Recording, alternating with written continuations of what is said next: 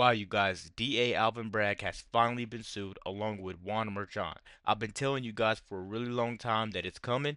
You guys weren't hearing me, so now the new information is here. If you're new to the channel, hit the subscribe button so you don't miss none of the new videos that I post.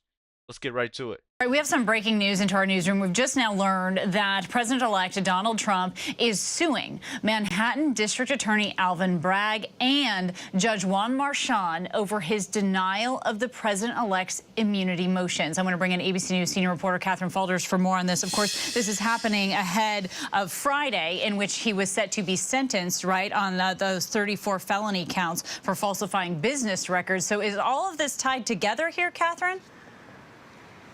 Yeah, Kana, it's absolutely all tied together. And what you're seeing here from Donald Trump's legal team is just another tactic, of course, to delay his sentencing scheduled for Friday even further. They're picking apart everything, frankly, that Judge Merchan has done and challenging him and now suing him on the grounds, obviously, of saying that Merchan exceeded his jurisdiction when he denied Trump's claim of presidential immunity last week.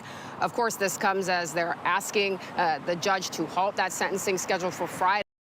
So what's crazy, guys, is Merchan and Bragg is gonna go down in history. True Americans will never forget those names. Those names are gonna go down in history for the most corrupt people, ever.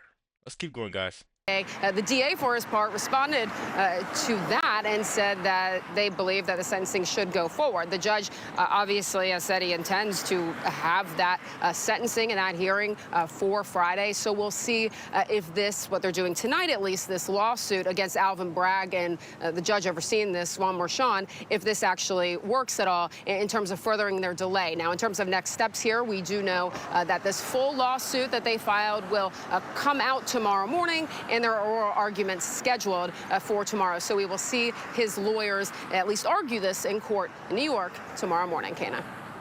And so, Catherine, it's our understanding, right, that the Judge Merchan, said that he would sentence Trump to this unconditional discharge, sort of, as Aaron Katersky put it, an effective blemish on his record.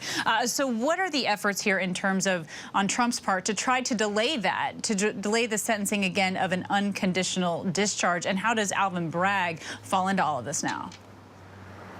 Listen to how biased he is, though, man. This is why I try my hardest not to watch ABC News, man, because I grew up watching all this horrible news that was just messing up my brain, right?